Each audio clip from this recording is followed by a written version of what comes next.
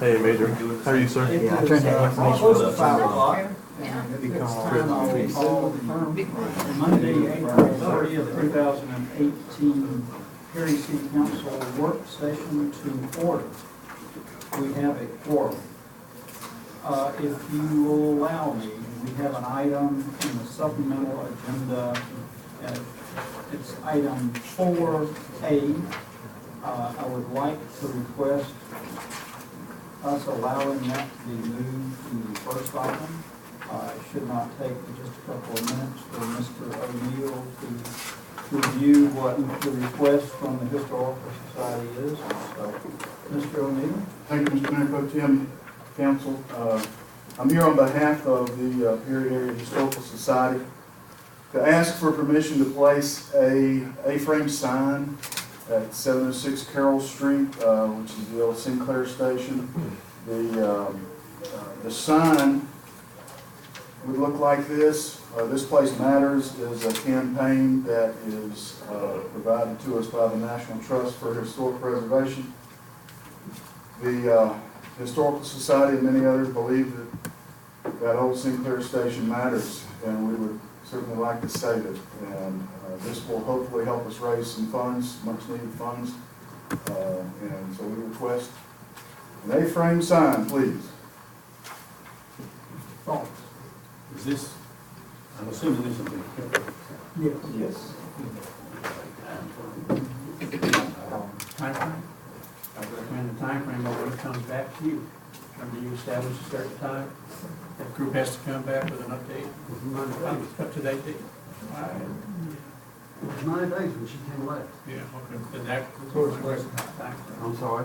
It's less than that now. Yeah, but that's what we allowed her. Huh? It would just be a small, what, 4 foot by 2 foot? Yeah, just it's not going to be Not a billboard face, right? It's not a billboard. It's just an A-frame sign, typical for putting on a sidewalk. And if we could get the remainder of the 90 days that we were granted earlier, the Historical Society was granted earlier, we would appreciate that. I have no issue. All right.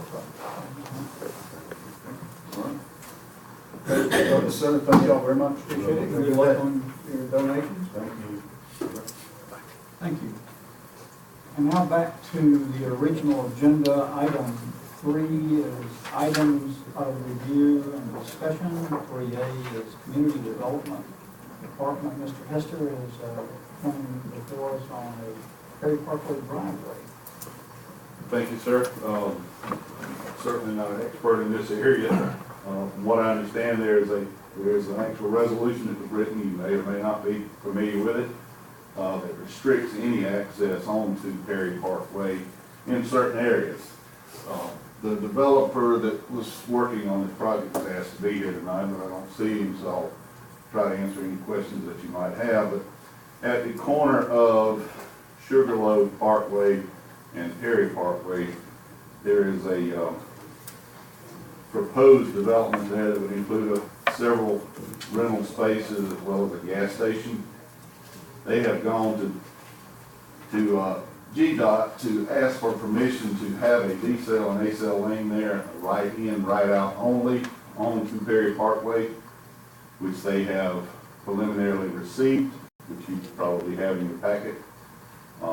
Because the resolution's here, they are requesting your approval to have that access at that location. Questions? DOT approved it. Why would we have to? Because you have a resolution restricting it.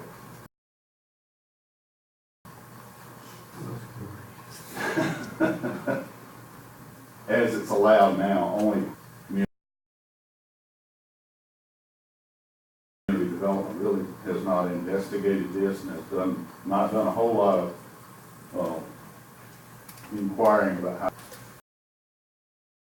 We make no recommendation, yes or no, that be strictly up to you, sir. Your thoughts, Mr. Gilmore? Yes. Back in 2007, council passed a resolution establishing an overlay or policy that there were not to be any access drives onto Perry Parkway other than right around the intersections with the state highway. The concern from council was that they did not want Perry Parkway to become a Watson or a Russell Parkway. And the major focus with Perry Parkway is to move traffic around the city, not to have a lengthy commercial corridor. And that's why they implemented this policy. And this is not the corner lot, Yes, sir. so, It is a corner lot. I'm talking, it's a corner Sugarloaf, but it's not the corner lot up at Houston Lake Road. So you have another large parcel, so you're pretty much setting a precedent when they develop that one, they're gonna come and say, well, we too need one. Well, you do have access at the public shopping center out at McDonald's there. It is a crossover. You do have another one, approximately 16, well, it's about 1,600 feet from Houston Lake. It's 2,600 feet from Houston Lake back to this property. The next crossover is at 1,000 feet, and then the next one 1,700 feet at King's Chapel. Okay, but relative to that, you know, what the council said was, yes, at the state route intersections, they're gonna leave that up to DOT, because those are intersections that probably are going to have major commercial activity. So, each of those intersections, if you, I know you don't have it with you, but in the overlay map, you go back to the first crossover from where the street is, and anything in between there was left to DOT, and council said that's fine, at those state routes. So if you take a look where McDonald's has their driveway going out and everything, that's right at that crossover. Now, you keep going towards Hawkinsville, I'm not sure what direction that is on Perry Parkway. Underneath your regulations, you would not have another driveway access coming in unless it lines up with another street. So going along Perry Parkway, you go along, and the next one you have is the Houston County Complex, you know, the jail and all that kind of stuff. They only have one drive in and out on Perry Parkway, and that lines up exactly with Sugarloaf. And this parcel here has access onto Sugarloaf, but they want to have, as you can see, the access onto Perry Parkway. That's on this side of Sugarloaf, right? Yeah. On the west side of that. Now, you know, of course, that, you know, like I heard earlier today, that was an earlier council, you know, so you can come back and make a change on that. But if you're going to make a change, I would suggest you think about it within two ways. The first one is you just say, so what? Ever with me? You'll have as many drives and accesses as you want when they come in and subdivide and all that type of stuff. And a perfect example of what you'll get with that is a Watson, you know, or a Russell Parkway and all that type of stuff. One right after another, right after another. Because most of those, a lot of those tracts are fairly large, but they'll be subdivided off, you know, into other things, and they'll all want to have their drive and all that kind of stuff, okay? Or you have something like the first older part of Russell Parkway right up by State Route 247. You may remember when you come off of that, there are no drive-in accesses until you get, I think it's Booth Road, you know, then anybody else has the parallel. Now, we already have an example of the parallel. If you take a look at the, I think it's Georgia Ag Credit over there. If you go and take a look at that, there's already an access drive. Yeah, that's right, that runs right along there. That all goes back to what the original plan was. Their entrance and exit is into that road, and then they built off of the road, so they didn't have direct access off the park. Frontage road, if you will, yes. That's right. To all parcels. That's right. Now, it's not a street, in our sense, from the standpoint, we don't maintain it. You know, it's all private, but that's what was anticipated. As you develop all along there, you know, then the developers will have to put in the parallel. They can't come across from, you know, right there, to the 20 go to McDonald's. They can't keep on across the road. They can't buy it. That's right. You've got to have that lined up. So it's safer, you know, it moves traffic better. Certainly, you know, a major aesthetic deal, because the whole planning concept and everything with Perry Parkway which is done very well with, at least in my opinion, is to move traffic around Perry. You know, it's not necessarily to serve a bunch of businesses, see what I mean, or like the downtown or any of that type of stuff. And that's why the council at that time said, well, right around where you have the major highways, that's gonna be a commercial hub. And consequently, yes, that's up to DOT. Now, going back to Mr. Hunt's point, DOT doesn't have that regulation. They have different ones relative to distance and that type of stuff. You see what I mean? So, yes, you can get a driveway permit from DOT, but that does not mean because I got that, that supersedes your regulation. What about straight call from McDonald's over into the field? Can that be a driveway straight call? Because already open there, they're trying to go to Yeah, McDonald's. if it lines up with one of those crossovers, Right, yes. that's right. Right, you can go right on across. Well, Yeah, this it's piece of property, this piece of property is not a, it's not really, you know, a real strong piece of property down there. It's kind of landlocked in there around Sugarloaf, and it's always been that they were gonna have to access that off Sugarloaf. So, Or at least that's what was anticipated. that's what everybody's been told. Because the other thing that you're interested in avoiding as much as possible is to, particularly before you get a traffic light there, is to knock out the folks who are committing the U-turns. Right, that's You know, right. looping around to go back the other way, or looping around to go in this proposed development off of Perry Parkway.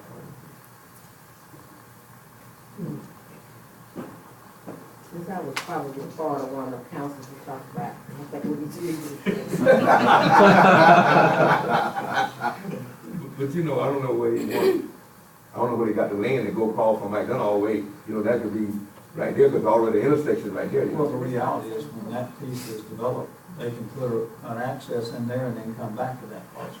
Or they can do that now, you know, with the landowner.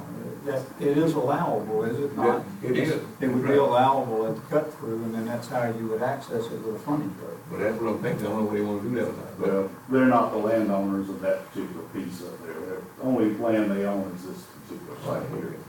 And just in discussions with the developer, and we've been working on this for months and months and months, our concern is the amount of traffic that it could drop onto Sugarloaf Parkway, that residential road in there, people actually turning into there. So other than that, we've had no real discussions about access.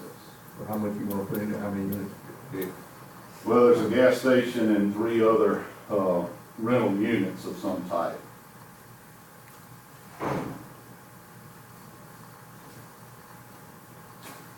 I think there's a little drawing in there, if you can kind of see what his proposed development is.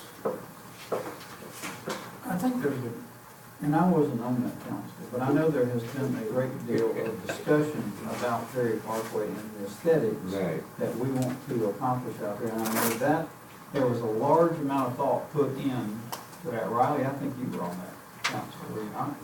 You know, there was a lot of thought put into, I don't recall, I mean, I'm sure. but limiting access over there so that you just do not have a cut at every parcel. And so I think that was well thought out, so what is your pleasure? Oh, I was Even convinced better. of not wanting it to look like Watson Boulevard, so.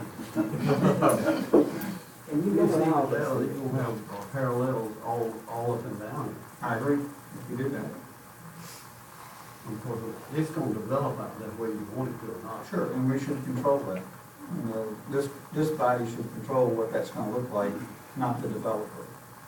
Well, that's sort of the way 96 is, it's got parallels Yeah, that's right. all along. And I don't see anything wrong with that, 'cause we want the businesses, we want the tax money. So if we put parallels, I wouldn't have any problem with parallels. Would any of you? Well, as long as they're at the cuts, I don't have a problem Yeah, with that's that. my main concern, at the cut. I think we just do what our resolution says, is what. Yeah, Sugarloaf, that little stretch, may eventually have to have a turn lane there. Right. Sure, We're gonna have to, as they expand the houses, there's no question. And there is a proposal to add to Sugarloaf with this same developer. now we can get that cut in from the property owner. make cut straight across there and then take care of that. So is the consensus to say that we're going to stay with the resolution, or do you want time to think about it? I don't really want to come in, I think we need to stay with the resolution. Good stuff. Will you? Okay. No change in the resolution? I will let them know. Thank you, we appreciate it. Yes, sir. Item 3B is FY 2019 operating budget. Councilor Gilmore, do we have any information? It's an outstanding recommended budget. It was a great, There's really no need to hear any of this. it was a great lead, I must tell you. No, sir. You don't have anything? Well, B1 is Mr. Smith with the Department of Public Works. Mr. Smith? Mayor Pro Tem, thank you. Mayor and Council. It is a pleasure to be before y'all tonight to discuss the proposed budget for the Department of Public Works.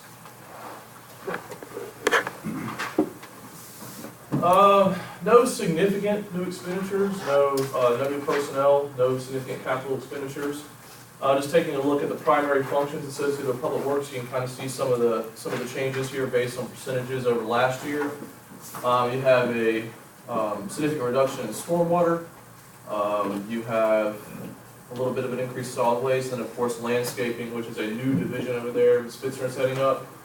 Recently allocated 4 personnel positions to her to make sure that the city of Perry looks as good as it possibly can. Again, no significant expenditures. The department is very pleased with the recommended budget, the funding level, and we feel that we can maintain our superior service level with this recommended budget, and hopefully expand on our services and provide enhanced services. So we agree with the city manager's recommendation, no problems from us. Do you want to have any questions? What questions do you have?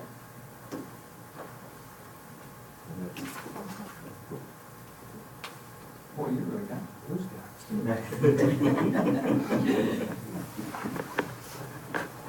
Any questions? Just one of the things on the drop about in stormwater, that's actually not a drop in services or anything like that, but there were a series of outside contracts that went in stormwater for contracted stormwater work that was done like down on Frank Satterfield and then Ball Street coming by the Walker Law Firm. See what, some of these projects that come up over the year, we contract with them out. But the actual operating cost and everything, stormwater is the same as between FY 18 and FY 19. Then on the deal about landscaping, like Robert talked about, that's not all new money. You may remember I sent a deal out to you, that's just shifting some other folks, currently on moving around.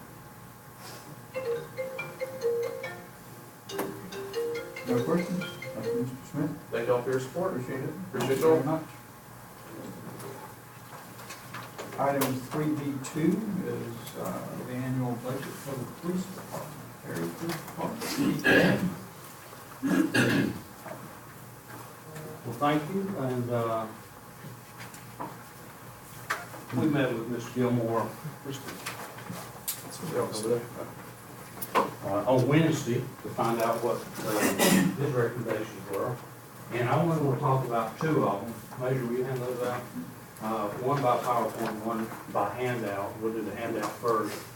One of the things that we thought would serve the city well, that we put in the budget that didn't get recommended, goes to requests that the council gets often about speeders and traffic on certain streets and everything. Right now, we've got a couple of radar signs, but they've got a new generation of those out now that will do traffic counts, log speeds, and take care of, providing a lot of statistical data that would be useful not only to the police department, but to other city departments. And that's the reason I wanted that on your radar to be aware of. So we're not going to fund it now. I'd like just you to be thinking about it. We'll fund it you know, when y'all say. And what was the funding requirement on I'm sorry, the price is in the, toward the back. It's on the next to last page. it? And it depends on which, you know, which one of these ones went with. We had a specific one in the budget request. But you can either get a trailer mounted or where you can install them on signs and posts, but you do it yourself. I mean, it's like 4 bolts and you're in. And you know how we always get y'all get the call, they're speeding in my neighborhood. And so we get tasked, we go over there, and we monitor it, we put a car out, and we don't catch anybody speeding, and then they come back to y'all as, well, they're not speeding because the police are sitting over there. This gives us a way to address that. Also gives us a way to address traffic counts and know, you know, we can do that now, but we have to do it by request of DOT. And at their mercy, on their schedule, whereas it gives us the city capability of doing that as we need to do that. But just for y'all's consideration in the future. Which one of these buttons not Chris? Just give me a second. Okay. Can this still here be used to issue tickets? No, sir. Okay. No, it cannot be used to issue tickets. But what it will do, I mean, it just collects a lot of data. So it will tell us 500 cars came down the street between these hours. The average speed was, the high speed was, the low speed was. You know, we set threshold to log all the speed. Just a lot of different demographic data on traffic flow. I think that could be useful in a lot of places in the city. Just want to have it on y'all's radar.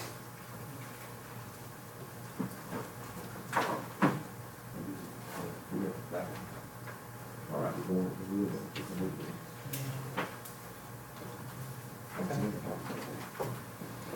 Any questions about that piece? So you talking about the one with the wheels on, so you can move it? Reverend King, I'll probably have to send y'all a clarification on that because it was in the budget and then I recommended this is the devices themselves. Okay. So we can, if y'all decide, if y'all want, I'll send you something by email that tells you that. I'm just concerned, I was just curious about it because I know it's easy for you to pull up the holes and just move it back. Right. Well, I mean, obviously, if it's on wheels, it's a little easier, but the ones that are pole mounted are cheaper and they're not that hard to install. It's conspicuous, too. Not as conspicuous either. It's all right. I'll send y'all the details of which one we requested, because I honestly don't remember. The other thing I want to talk to y'all about was we had requested one additional position in the budget this year.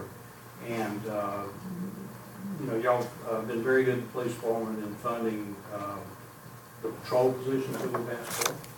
And over 4 years, you know, we've gotten those 8 positions that get us to where we think we need to be. But we're fighting, and not just Perry PD, but regionally, statewide, nationally, fighting the drug crisis in a variety of areas. The best approach that we see to taking care of that is to go after the organizations, not the street level dealers, not the users, although that happens every day, largely by patrol. But to go after the organizations takes an extremely different approach and a level of commitment, of resources and time. And just to illustrate that, right, the way we've been doing it in recent years is we have a CID investigator who works drugs when needed, but carries a regular criminal investigation case. Currently, that detective is Jason Jones. Hugh Gilliam is his backup. Before them, it was through Dotson. So this has been going on, you know, before I got here. What's happened, though, is the opportunities for these investigations have increased over time. And We've been pretty successful at what we've done, and I want to run through 5 major case investigations we've done since 2013. And we're working collaboratively with other agencies. These that I'm going to talk about, we work with 9 different agencies. And just by way of comparison, Warner Robins PD has 5 full-time drug investigators. Houston County SO has 4 full-time drug investigators. We have 1 part-time. But we work all these cases. So I'm just going to run through them as quickly as I can. These are all trafficking organizations that we have successfully investigated since 2013. So, that's not what's supposed to happen. There we go. So the first one in 2013, and it started before this was a 3-year-long investigation. It's the Hinojosa Drug Trafficking Organization, and it gets named by the last name of the principal operator in the criminal enterprise. So this one was distributing multiple kilos of methamphetamine, marijuana, and opioid pills all through the middle and southern districts of Georgia. And I say it that way because there was a federal nexus to this case. But the drug couriers were coming from Atlanta to Houston and Peach counties. And then the drugs were being sold in this area. At the end of it, we seized 10 pounds of methamphetamine, multiple pounds of marijuana, and hundreds of pills, and about $150,000 in cash and other assets. And when I say other assets, they can be things that are illegal or obtained with illegal funds, or as often as not, they're stolen property that were traded for the drugs. So this drives other crime, because people that say are addicted to methamphetamine, it's pretty much impossible to hold down a job that will pay you enough to buy the meth that you want. So instead, you go steal stuff. And then the dealers will be glad to take, a stolen 4-wheeler or a trailer or whatever, a gun, in return for use of drugs. This one involved Houston County Sheriff's Office, the DEA, federal agency, Peach County, Perry Police Department, and the Department of Homeland Security. We were involved full-time for 32 weeks at Perry PD. In other words, Jason Jones was involved 32 weeks out of 52 in the year. Needless to say, that takes him out of the rotation for investigations and puts a load on the other ones. Some examples of what was taken in that. I'm going to try to go through this fairly quickly. The next one we did in 2014 was the Padron Drug Trafficking Organization, and that was a Cuban-led operation that was operating right here in Middle Georgia, and they were growing marijuana here. They weren't selling any here, but they were growing it, processing it, packaging it, and selling it other places in Florida and Georgia, to the tune of hundreds and hundreds of pounds of it. And what they did was they came in and rented houses and stripped these houses that belonged to other people out, put in hydroponic grow systems and grow lights, and then grew marijuana in every square inch of it, and were shipping it out. And not just in Houston, but Peach, Tift, and Crawford counties as well. Out of this one, we seized $3.5 million worth of marijuana and $250,000 in cash and assets. And that, Houston County SO and Perry PD did that investigation. We looked the other counties in when it became apparent that there was things in their counties. But we did that here. And our full-time involvement, and there's always part-time involvement both before and after, but during the need of the investigation was 12 weeks. Pictures of some of the grow operations. These are inside people's formerly rentable houses. And the houses weren't actually in the city of Perry, but they were living in the city of Perry and doing some of the processing in Perry and keeping the bank in Perry. The next year, we did the Durham drug trafficking operation, and this one originated out of Warner Robins PD. And they were mostly dealing in all the different kinds of illegal opioid pills that are available. And they were illegally obtained and then illegally sold. But it covered Houston and Bibb County. And at the end, when we seized, took the operation down, we seized 36,000 pills, 100,000 in cash and assets, a lot of that stolen property, and about $500,000 in drugs were taken off the street. And that was Perry PD, Warner Robins PD, and Houston County involved in this case. And there again, we have about 12 weeks of full-time work. Just some samples. They were selling the pills, and for the ones that like to melt them down and shoot them up, they're selling some of these too.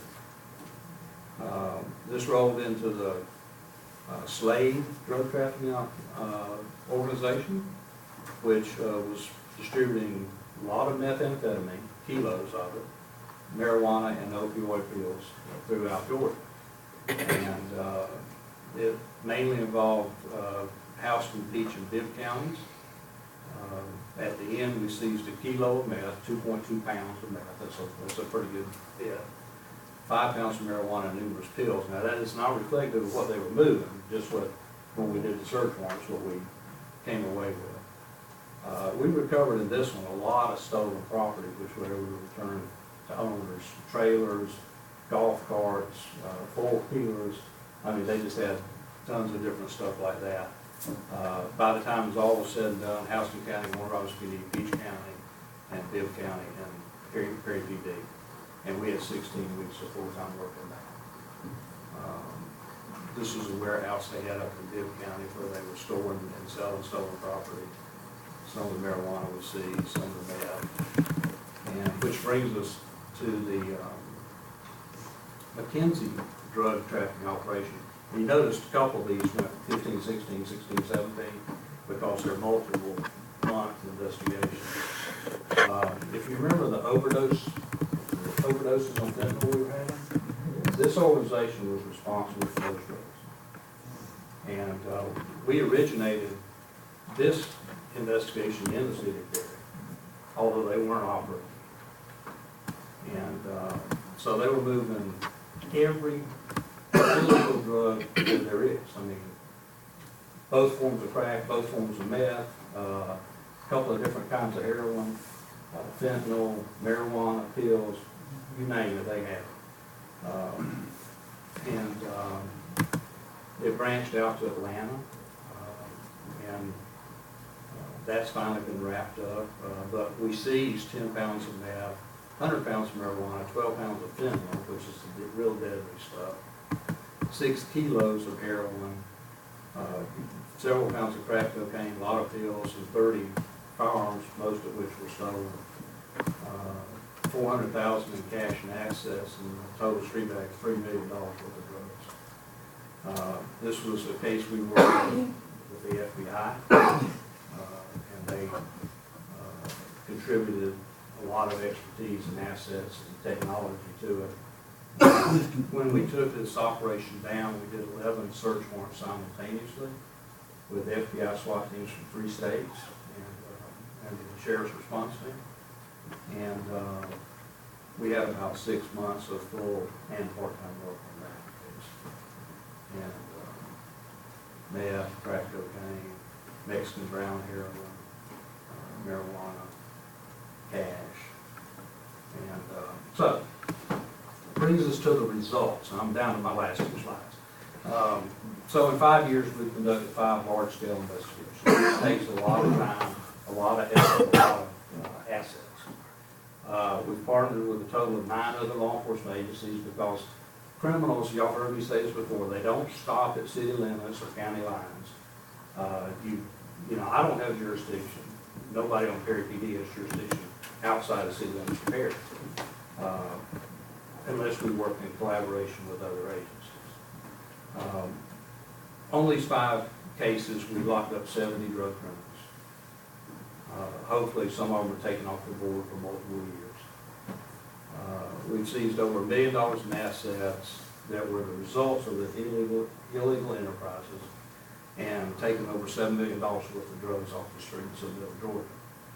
I already mentioned that the McKenzie operation was responsible for the multiple fentanyl overdoses. And it's labor-intensive, major investigations like these that are essential to keeping our Middle Georgia community safe. You know, we have to maintain the fight on these organizations to keep the demand off the street, the supply off the street. We know that the availability of drugs and people buying drugs drives other crimes because, you know, you can't really have a good enough job to afford some of this stuff. So and plus when you're under the, when you're under the influence of it, you can't hold down the job. But there's still a lot of stuff. I mean, we, just here recently, which has nothing to do with this, we got a tip for some people that were travelers. And Captain Dykes, how much stuff did we see?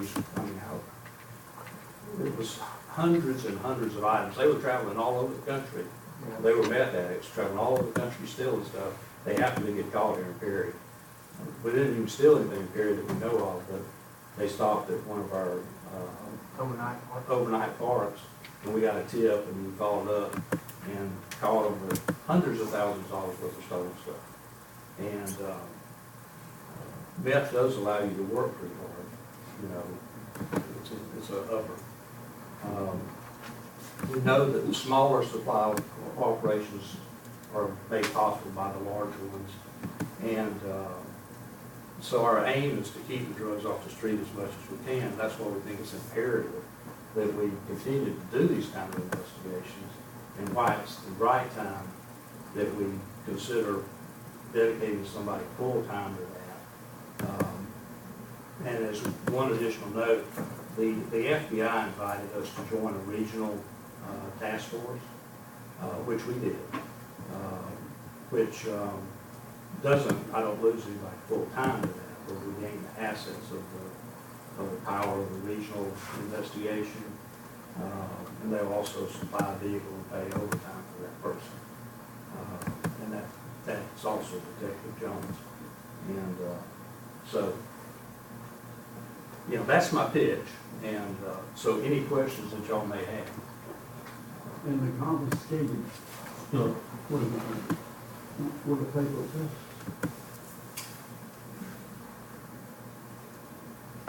Let me answer that. It's not a yes or no question. So there are confiscated assets. A lot of that's in the form of stolen property, which we try to give back to the owner. So there's no money to anybody out of that, except the owner gets it back. And then, depending on who's involved, if there is money that the judge forfeits to the agencies that investigated, then depending on who's participating, there is a percentage that comes to the participating agencies. Having said that, this money cannot be used for salaries. It's restricted by law. You know, we use it for training, we use it to buy equipment, but we can't use it for salaries. We're not allowed to do that. If that answers your question. I mean, like I say, it wasn't a yes or no. It's not. But It's not quite like the that. assets that wouldn't let you use it for, if we didn't have this money, we'd have to pull it out of our budget. You mean to fund the position? Yeah, in other words, if you're getting something, whatever you get, Right, and it's not, you can't pay it salaries, right. but whatever you have to buy or whatever, And we do that you, all the time. I mean, we spend that money to buy equipment, to send people for training. We do that really often during the but course you of the do year. have that money, you have to take it out of the budget, Or not. or not do it. Yes, sir. So in essence, you can pay for a man if you go around the tree. No, sir, it's prohibited by I'm law. not- I'm not gonna go to federal prison over that. No, I'm sir. not talking about, I'm saying you spend that money out of the budget, Right. so instead of taking, you know, I'll explain to you. Okay. Mr. Hunt, it doesn't quite work that way. It doesn't quite work that way. Yeah, that's what I'm What trying to you will say. wind up having is, if you approve this position, then you're paying for a full-time position every single day, all the benefits and all that type of stuff. And the chief's given the reasons why, okay? If there is any cash that comes out of this, depending on what has to be split between the different agencies, goes into the confiscated assets fund, which is what the chief was telling, okay? But by and large, that fund is not used and cannot be used to augment for other budgeted items. So like with Chief, when he was talking about, it's not so much that it replaces something in the budget. It allows him to do, with certain restrictions, it allows the police department to do certain things that are not funded at all. I don't know if that helps anybody or not, but you know, there is not that quid pro quo. It helped me because I was struggling with the explanation. That's exactly right. Well, another question, how fast is this going? You know, we're talking about, we know we got it in the air. Right now, how fast is it going? I don't really have a good way to say that, But to it's- tell you, because, you know, with the, we tend to work these one at a time, and we may have, you know, hints and, you know, pieces of one that we're looking at. The thing that's different about these kind of investigations as opposed to what most of Captain Dyke's division does, somebody steals a car, it gets assigned, they go try to find that car, find out who's responsible and do that. Well, this by and large doesn't come in the way of a complaint. It comes by the way of maybe you made a traffic stop and somebody had some methamphetamine and you interview them and they say, well, this is where I got it.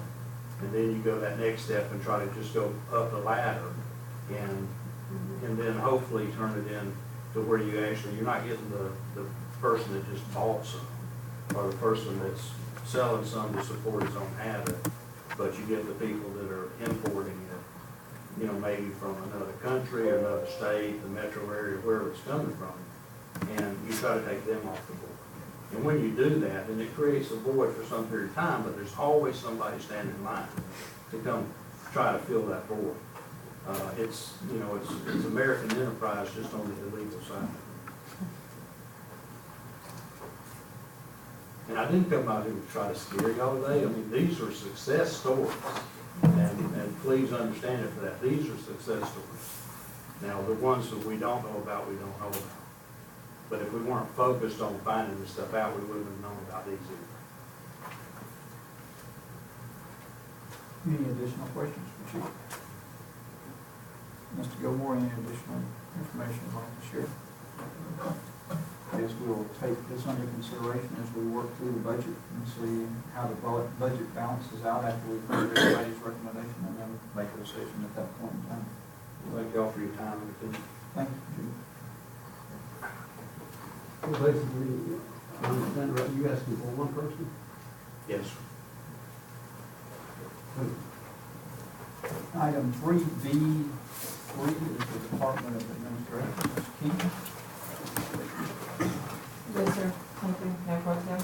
Mayor and Council, of the $851,600 that have been allocated in the proposed budget for Department of Administration, the review with the city manager and understanding the changes or so that were suggested are not funded. We do concur with the amount of $851,600, and we appreciate your support. We're confident in the department, and we're ready to do whatever we can. Any questions of the $851,000 Ms. King is going to handle for the department? Ms. King, Thank you. appreciate it. Item 3B4 is the Office of City Clerk, Ms. Warren. I have reviewed the FY19 proposed budget for the Office of the City Clerk with Mr. Gilmore, and I concur with the recommendations of administration. Any questions for Ms. Warren? Thank you, Ms. Warren. Mr. Gilmore, any comments relative to the presentations we've had so far this evening? You're satisfied? Am I satisfied that they're generally agreeing with my recommendation? Yeah. That was kind of where I was going. Item 3C is Fire and Emergency Services Department. We'll be moving to a new item. This is considering contracting with Fire Engine Company Services of Savannah LLC. Chief Parker. Yes, Mayor Pro Tem and Council, as you have in your board pack here, you have a copy of the contract. what we're looking for from the fire department is your permission for us to enter into a contract with Fire Engine Company Services of Savannah to basically come in and take a look at the city, where we stand with ISO. And we're really due for our next inspection in about 2 years. And what this company is willing to do for us is to contract with us for a 2-year period, look at everything that is involved with ISO, not just the fire department, but also the water department, 911 as well, and come up with a plan on what we need to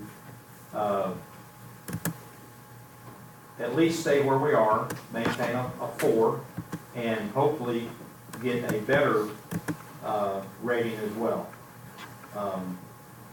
Now, with that, obviously they're going to make some recommendations that we as a city may not be able to do. For example, we understand if they said you need another fire station and 6 more people, that's not going to happen. However, what they may tell you is you need to repair some more fire hydrants or make water mains a different size or things like that could possibly be done. But whatever they say, we would have the option to do it or not do it. But at least we would know for the future planning where we need to be if we want to get better in our score with ISO. So that's what this company's willing to do, is come in and just take a look at everything and see where we're at and give us recommendations on what we need to do. Number one, to stay where we are as a 4, and also to get better. They'll just tell us everything we should be doing to reach the, I guess, the pinnacle, if you want to call it that. If I remember correctly, 19.5. The cost is $24,000. Yes, sir. It's about $1,000 a month if you look at it on a 24-month. And they would, this company would be willing to stay with us until we get through the actual inspection of ISO.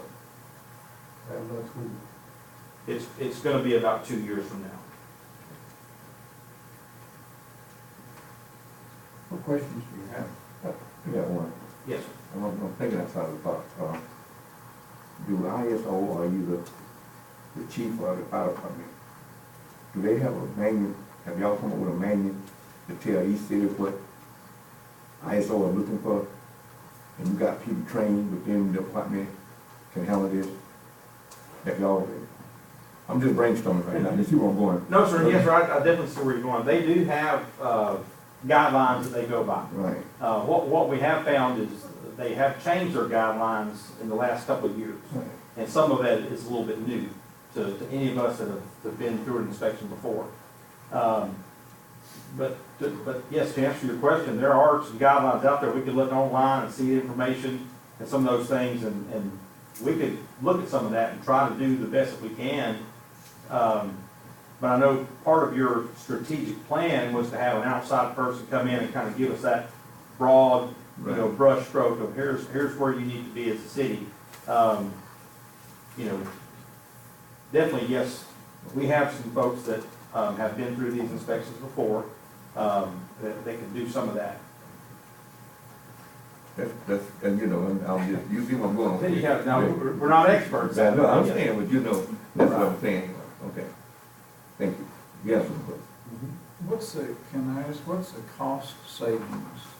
I mean, if we go spend $24,000 to get to a 3, where are the real cost savings? Because we're gonna have to evidently do some additional work of some type, or we would already be a 3. Yes, sir. Well, we were 1.44 points away from a 3 the last inspection. So there may be very minor things that we need to do to make up some points.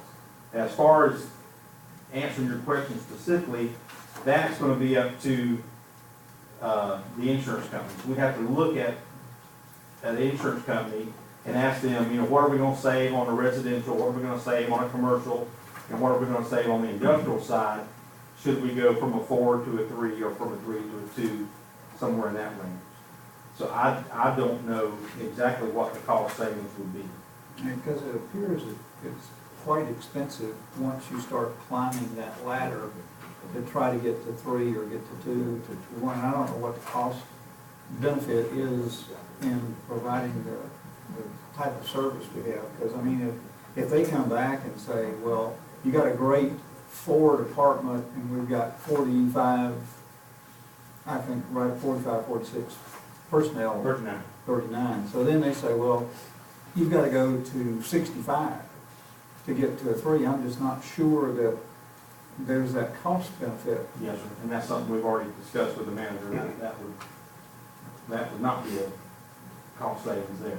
Yeah, and I also looked at the contract, and it doesn't appear that there's any kind of termination here. If we're not satisfied with the product that they're producing over the 24 months, it appears from, and I don't know if the attorney has had a chance to review it. But as it looks now, it looks like you're committing to $24,000 whether you get a good product or not.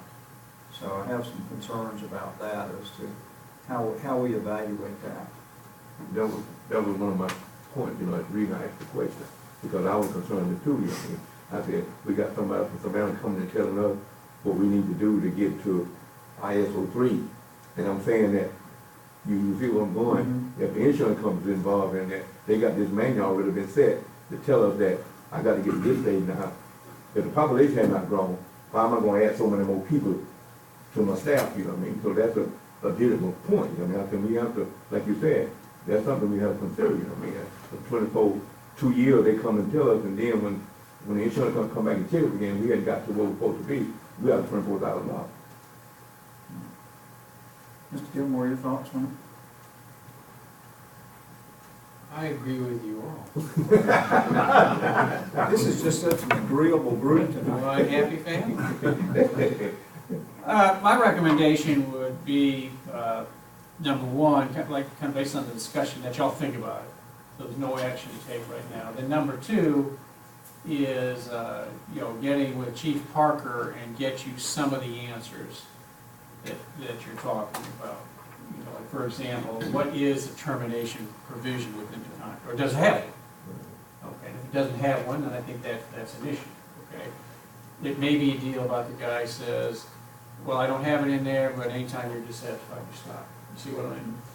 The other thing I think, kind of following up on the discussion we've had here, that it may be advantageous, and I'm not sure if the consultant would be interested in this, but to go back relative to particular tasks. And how much would the task be? You see what I mean? Like, so for example, if you come back in and run an assessment relative to personnel, as far as the manager is concerned, that's off the table, period. No matter what. I mean, I guess it kind of counts, but even if you just came back and said, okay, which you never do because the shift deals. But if it's a deal about adding one more firefighter, then to me the answer is no. I mean, we charge our folks a lot. We have the 2 stations. Remember we went through the last deal in the ISO, but I don't think it's appropriate to add that on, okay? So if you take that off, you see what I mean, off the table and take a look at some of the other tasks.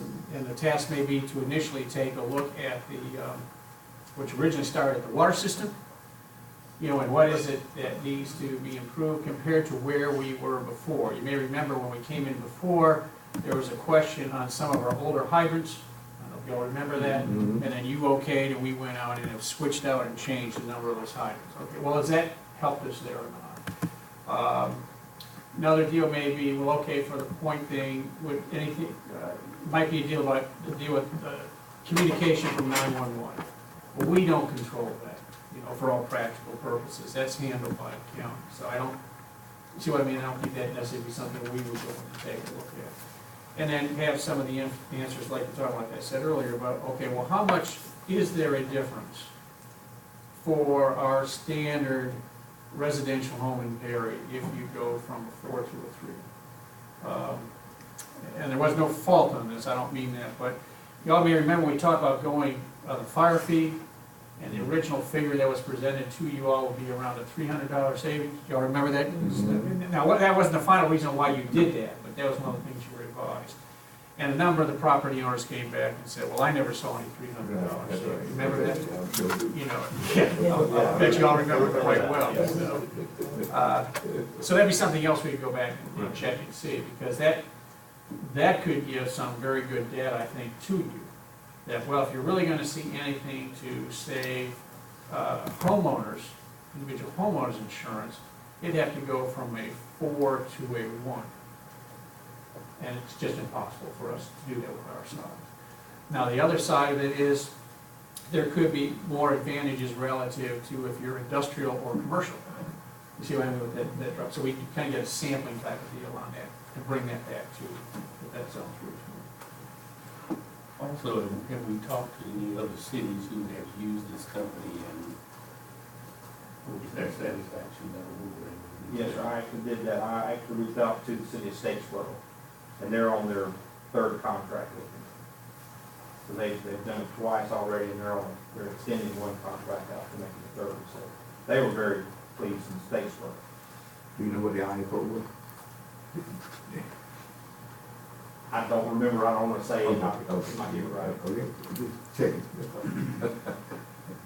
Okay, We'll follow up with that, too. right.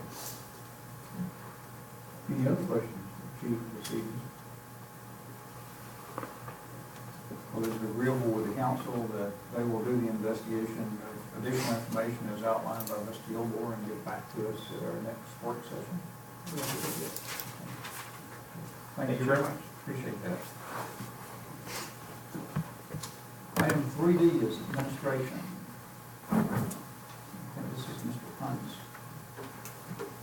Yes, if you remember last council meeting, we talked about crosswalks at First Baptist Church.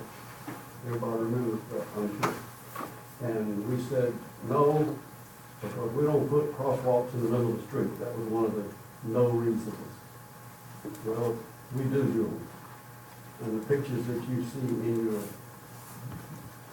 computers shows where the Methodist Church have a beautiful one right between the old bank and the old post office. It's wonderful. They got a parking lot behind that. They come right across the street there in the middle of the street. In addition, we spent hundreds of thousands of dollars building that area right there on Carroll Street and the side street that was once where 41 came through there. Because 41 goes to Commerce now, if I'm not mistaken.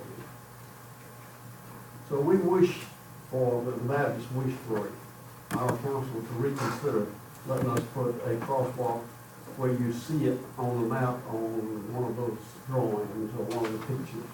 It's where the kids go across the street to play where the old Griffin house used to be. And we ask that the council reconsider not allowing us to do that. In that we already have one at the church up the street from us. And also, if I'm not badly mistaken, we have one out there at one side at school. We would ask that you reconsider. Mr. Gilmore, any comments on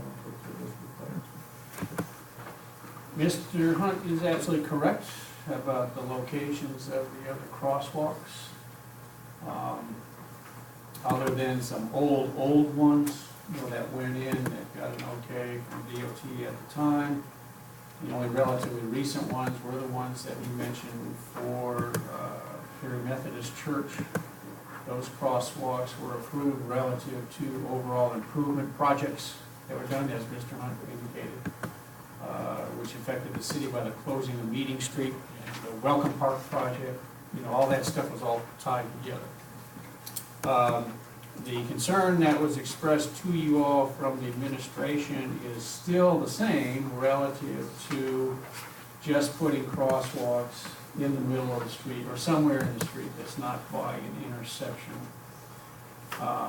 If for some reason you all did determine that you would put in a crosswalk, it may or may not be where the church is interested in it, but if you take a look at, I think it's the last two pictures you have there, if you did the crosswalk would be oriented relative to Carroll Alley. Everybody see on the map where Carroll Alley is? We don't have it marked, but I think everybody sees where it is. Because that is a city street, there's an earlier sign there that has a stop sign for Carroll Alley coming on to First. So if you were going to allow a crosswalk, then we think it would be administratively that needs to be tied into the street. And you see where it's marked on there. Now, in the discussions, even when Mr. McMurran and I were out there following up on the request of Councilmember Hunt, had some representatives from the church come out and say, well, yeah, but we'd rather have it, which, you remember we talked about before, we'd rather have it further down to line up. I think there's a picture in there that lines up with their door to the church there, yes. The one right before that, which is considerably further back from the intersection. Everybody see where I am? Looks like the one before that. But that's not like we're adding. Yeah, so if you were going to authorize a crosswalk, then I think you would have to tie to Carroll Alley. The overall objection that the administration has relative to crosswalks in the middle of blocks still holds. You know, we consider that to be a dangerous situation and issue to do, and it's highly unlikely that that would just generally be granted by law. Because it's a change in policy, as I understand it, that we have, the DOT has changed their policy, and we are consistent with them of not putting them in, because in not looking at the Baptist church, did we put the crosswalk there on Main Street in the middle of the block at the same time we did the Methodist church? Because We don't have one. Oh, yeah, you do. It's across from Singleton's, coming across from where they park over there, there's a crosswalk right at Singleton's. There's been no improvements. That was not put there for the church, that was put there for the school. Was it? So there's one there, but there's no improvement. That's when it's carried on. That's right. Maybe even further back than that, when they don't carry on. You're right. We need to eliminate those because there's several of those I don't scattered. think it's still there. It was there this morning. But it's still there. Unless we painted it out this afternoon. There's probably several that need to be eliminated because we have the same thing on Houston Lake. That was probably done for a school there as well as, I was thinking, The old, very primary. yeah, that or Morningside. High school, I don't know. when they're tearing down there. We're not talking about a multi-travel street, y'all. This is First Street. This isn't Carroll Street, this isn't 41, this isn't I-75. It's a little old bitty street, has very little traffic. We're just trying to protect our kids. So what is the pleasure of council? I personally would like to leave it like it was from the last meeting. Because I think if we start putting them in willy-nilly there, then it's gonna, same thing gonna be extra all of the time. I know I that. mean, I'd like one out there across from my church. So I can walk across the street from the, park over here in this parking lot, I don't need to walk across to my church for safety. I'd like a crosswalk out there. I'm gonna ask you a question. How many times have you crossed from there over to your church? Quite a few. Especially if there's a wedding or a funeral, quite a few. Well, go back to what Mr. Gilmore said on the alley. I know I'm looking at it, it's not much of an alley. I will give away to, if they put it to the alley, come across, you know. Either way, it's gonna be connected to the alley, either We're one side setting or a the other. precedent, but I'm not sure how you feel. Ms. Congregation, you can't have one. But I you, think it's, I think Mr. Gilmore was talking about the alley, was that what you said? right. He said that if in fact we agreed That's what I'm saying. to his recommendation, That's not what- to do it. Okay. That's it. But in this case, the difference is Right. that you have two city maintained streets crossing. You would not have that where Ms. Bynum Grace is talking about. Which doesn't negate the argument about going from the parking lot over to the church. One of these I've got a problem with if you did it, because the crosswalk is going from the sidewalk across into a driveway Right. That was just given as an example. We're actually talking about the one, over here. yeah, the lower one there. But then you still got Yeah, crossing Carroll Ave. that's right. That would have to be marked out as well. So what did your, Ms. Bynum Grace has indicated her preference, so. What is it the council wants to do? I don't see why it's not much safer in the first place for the children to cross at the corner down at the end where we've already just installed a crosswalk, then it would be across in the middle of the street. So I would prefer to leave it the way it is. That's what we decided to put that right at the end of the street. At the end of the street. We did. The decision last 2 weeks ago was to mark that crosswalk, try it for a while, see how it worked. And then if it was not working, we'd come back to it. But it was also said at the meeting that we didn't have crosswalks in the middle of the street. I don't think that was there. Huh? It was acknowledged that there were some that needed to go away, some that we've done about That was previous. first, that was the start of the conversation was, we don't have them in the middle of the streets. As I recall, it was for the minutes to see. If the Methodists can have, and I'm proud of the Methodists, that looks beautiful, the way they got it laid out there, and the street we closed for them, and all the stuff we did for the Methodists, I'm in favor of it. But I still think we ought to be able to have a little crosswalk where kids can cross the street to play.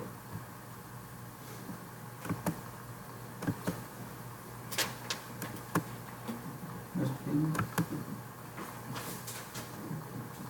Well, I'm at the point where, right at Main Street, it's like where we suggested to have it at, you know what Mr. Jack? I still think we need people to try what we voted on. And still, if it doesn't work, give it some time, so. What I hear the council saying is that you want to stay with the decision that was made at the last work session relative to, I think it was our pre-council meeting, that we will continue as it is right now and look and see how it works in the future. Is that correct? All right, Mr. Hunt, we'll review it at a later date. Thank you for the information that you gave us. Thank you.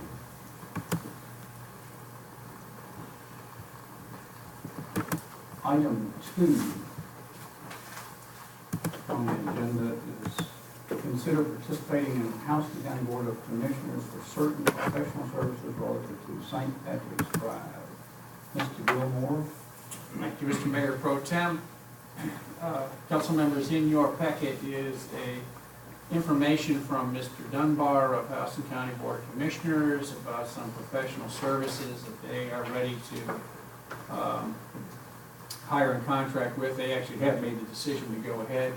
This goes back to, you may remember, a joint meeting that you all had with representatives from Houston County.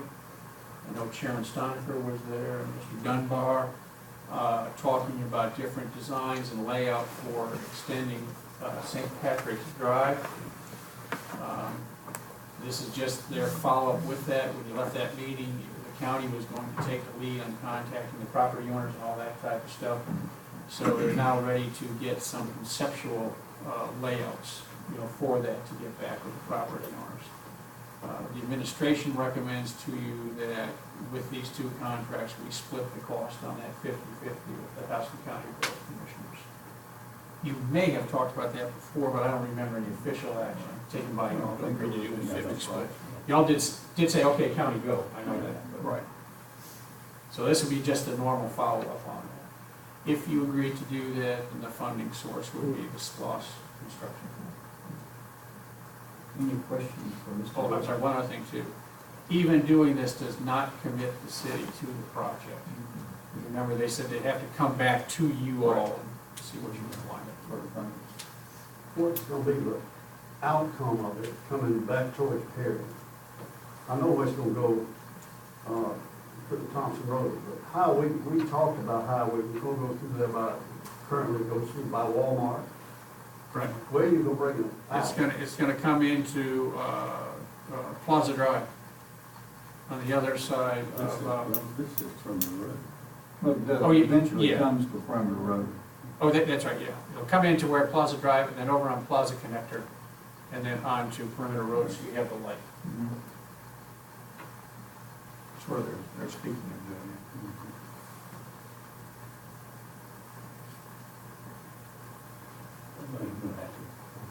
That's gonna have to be done at some point anyway, not just if we do that part. All right.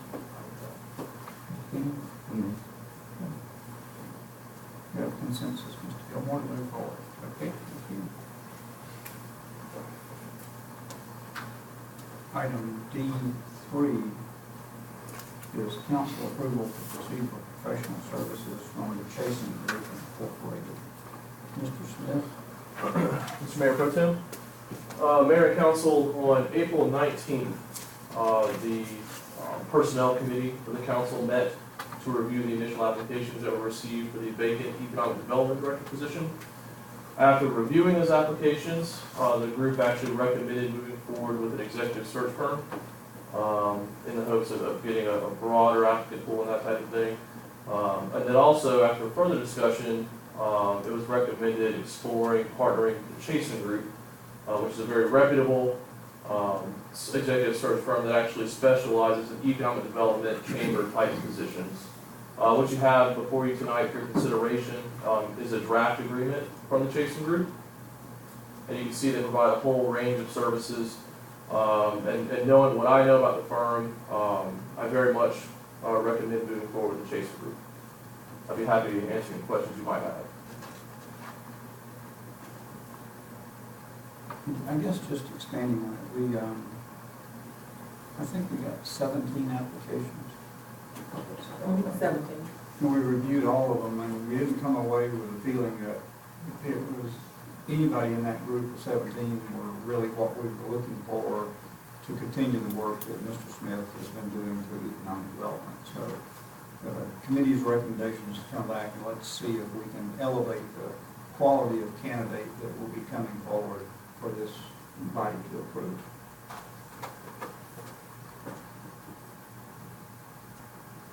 Any additional questions? Any comments, Mr. Gilmore? One question is that, Robert is saying that since we got this group here, are they gonna recommend us some people, how would that go? Oh, they'll do the same thing that the Slavin Group, but they just specialize in economic development, personnel rather than a broad net. We're going with a group that does very specialized type of recruiting. Now, also with that, all the applicants we got for the position will be forwarded over to the consultant for review. Remember, we did that last time. All right. I'm clear now, thank you. You're fine with it? Fine with it?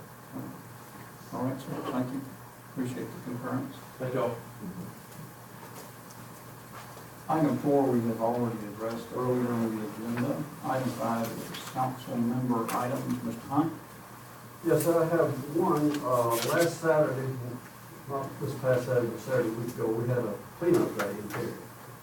I was very unhappy of how it turned out. We had very full community personnel helping us. We had very few council persons there. We didn't have the items we need, one of which the bathroom was locked. It finally got unlocked, but it was locked. We didn't have the sticks so you don't have to bend over and pick up paper. I'm getting pretty old to pick up paper for 4 or 5 hours. I told on me the next day and the next. I just wish we could, if we gonna have these outings, that we better plan for them. And that we have more participation. And if not, if we're not gonna have the participation, let's just stop doing it. I just can't see just a handful of people, and I asked, I'm willing to be sure I was correct. Very few people from the community up this. We had much more participation from outside the community than we did community.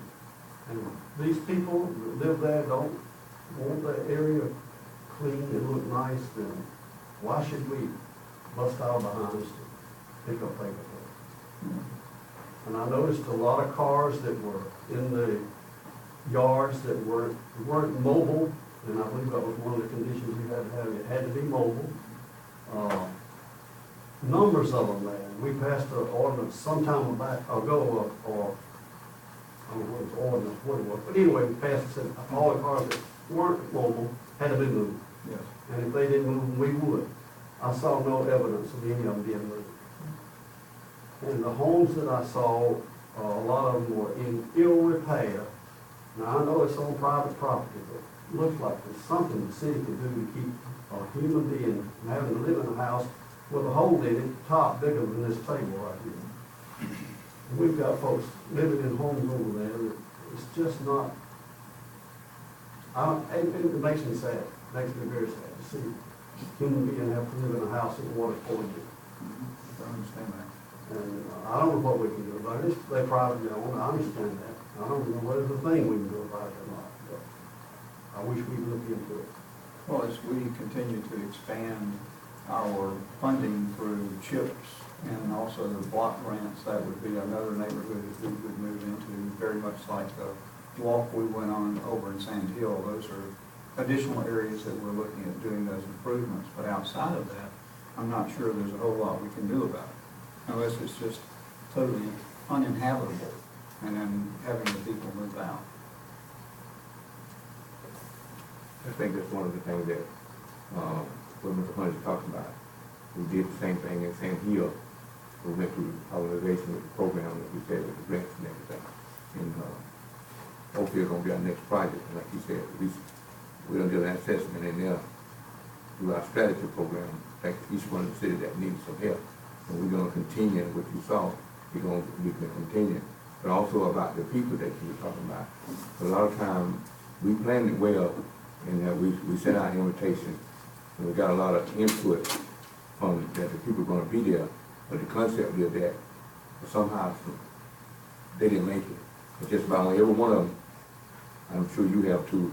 I've been in every one of the groups that went out, and I know this time this might have been the lowest one we had, but we're thankful to the people that did come out, you know what I mean, to help us, you know. And we realized that we both, you know, I just can't call you old, but I know I'm getting old too. But the idea is that I had a grab. I went and bought me one personally, so I can have it, you know what I mean. I'm too tired to do that. Well, I'm gonna have to buy you one day and give it to you. If you're gonna help us, I'll make sure next time we come, I personally buy you one and give it to you. And so if you're gonna continue helping, we appreciate that you coming out. We appreciate your concern, and that I think we continue to move forward, and I think it's a good thing. And that I'm hoping I said something to encourage you. And we'll give the feedback to the housing team, because that comes out of the housing team, and as they're planning these activities, I can tell you that the last meeting I was at, there was one organization made a commitment to over 40 people, and I'm sure the food and everything else was based upon that. Yes, But I've never been to a cleanup where it was 40 people at the cleanup. I've been there when they had that meeting to eat. No, I understand, but I mean, that was the number that we were given at the house. I understand what you're saying. And I believe, if I'm not mistaken, Mr. Robert mentioned something about 70 people coming from somewhere.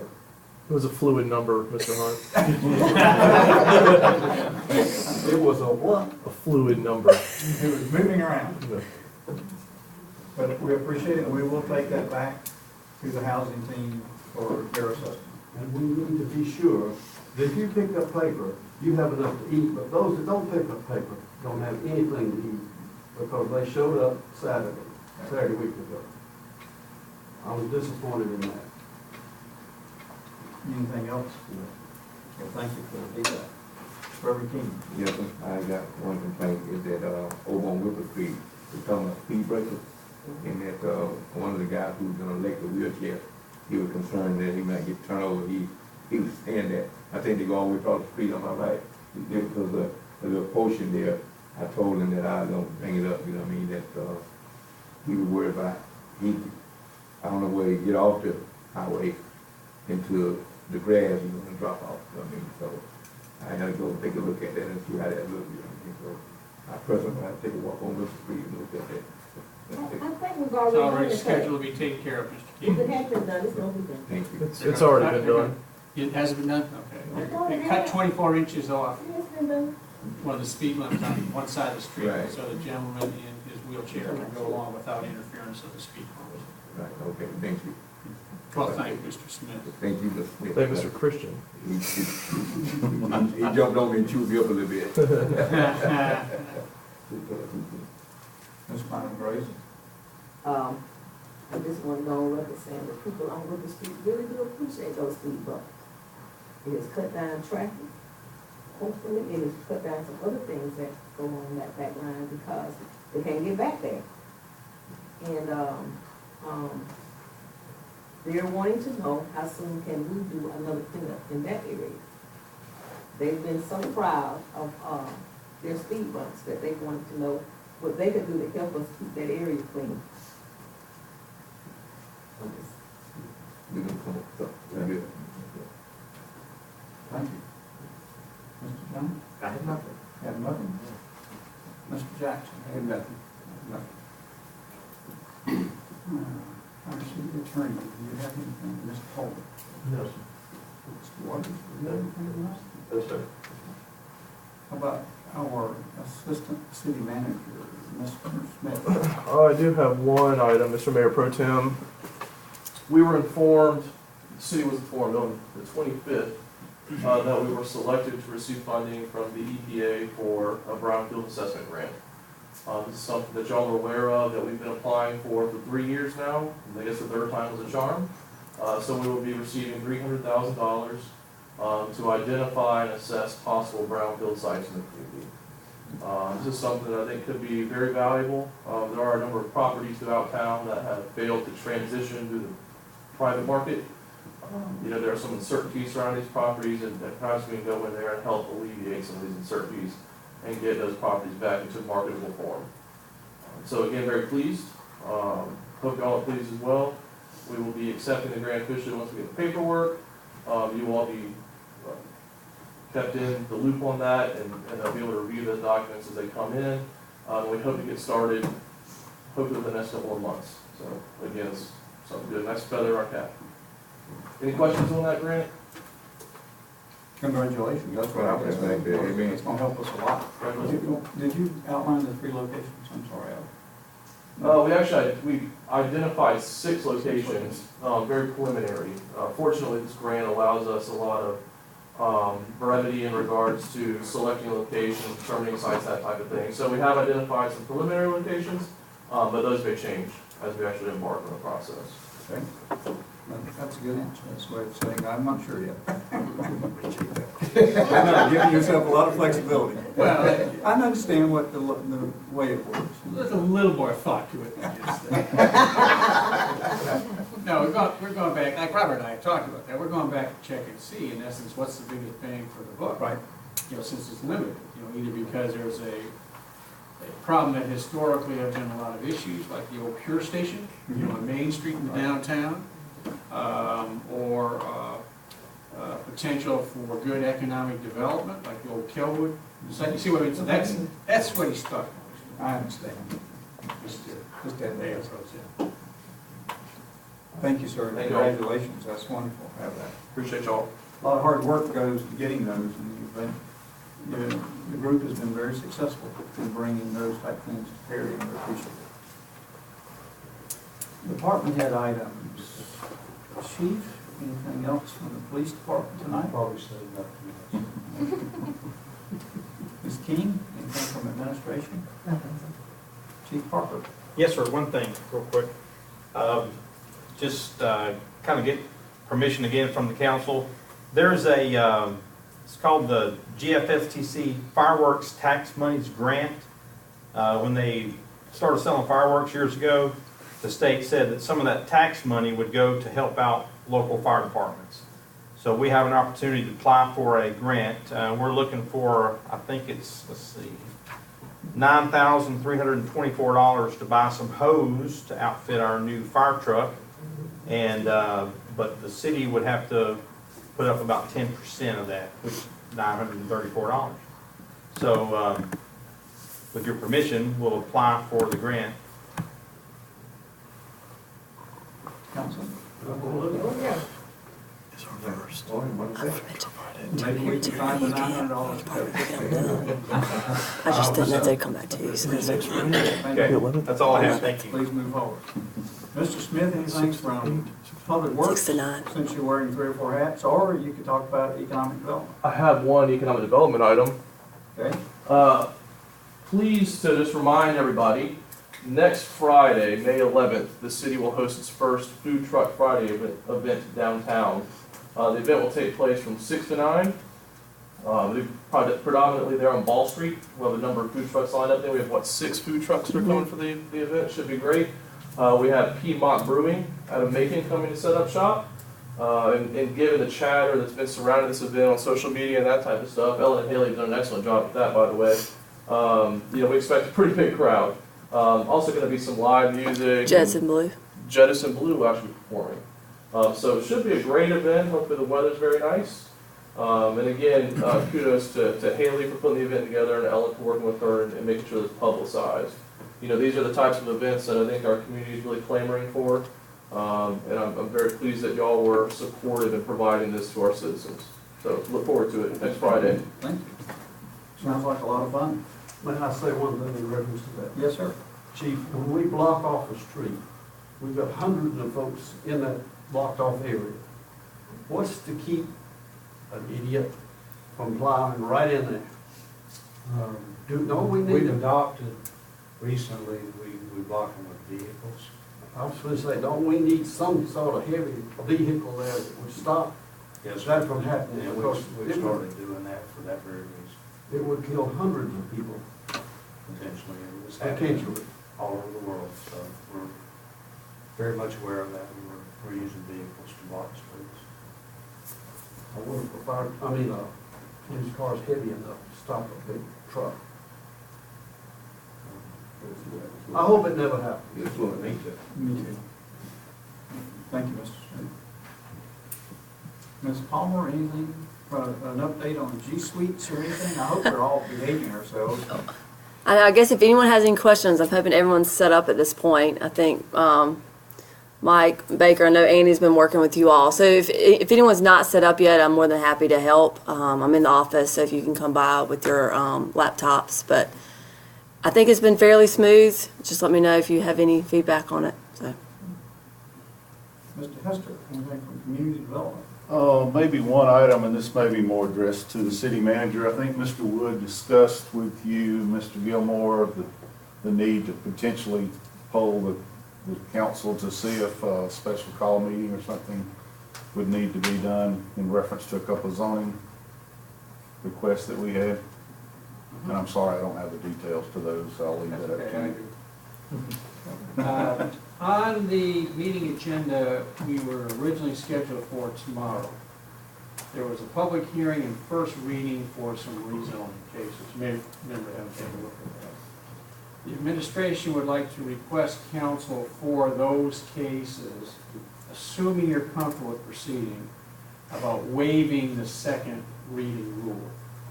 In other words, you have a public hearing, and then afterwards, if you agree to waive the rule, then you would be able to act on that. And that way the property owners don't have to wait. You see what I mean? You're talking about on the night of the 15th. Correct. The public hearing would be conducted, and then the first and second reading of that would occur at the same time, or waiving of one of those readings. That's right.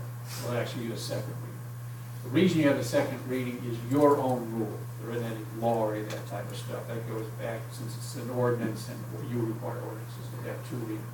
In the past, on certain occasions, you all collectively have agreed to waive that second reading.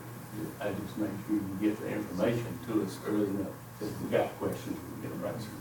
And I guess the decision will be made after the public hearing. If you have a great deal of response on it, pro and con, you might have to, have a second reading anyway. That's right. To get the That information. could potentially happen, yes, The sir. decision would be made at that night after we've had the discussion from. If you all are comfortable. Right.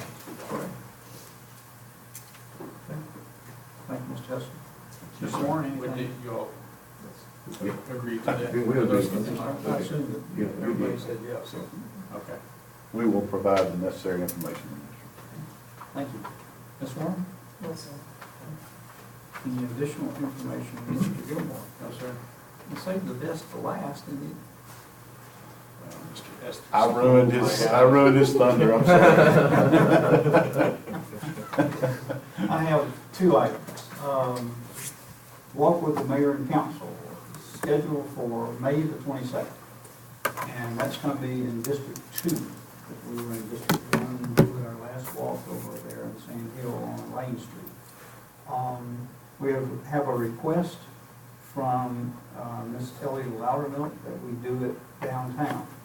And she would like to do a historical walk with us and showing us what's going on down there and meeting the shop owners that are open, as I understand. So that is the request on the table. I look at District 2 to decide on if that's something you want to do. Okay. We will advise Mrs. Loudermilk that we will plan it for the night of the 22nd downtown. The second item was that you are all excused from wearing your nice Sunday wear today for your photos, but that's going to happen our next meeting. So the question is, what night do you want to have it that everybody can be here? On the work session or the normal city council? They do it at the council meeting already. Council meeting, so we don't have to dress twice. Yeah. Very good. We'll just plan on doing it on the 15th. Lot of thought went into that. I think that covers everybody. I think I missed anybody here tonight. And Mr. Gilmore, we need to go into the executive session, as I understand it. Yes, relative to personnel. I would entertain a motion to move into the executive session relative to personnel. Second. Motion and second, all in favor? Aye.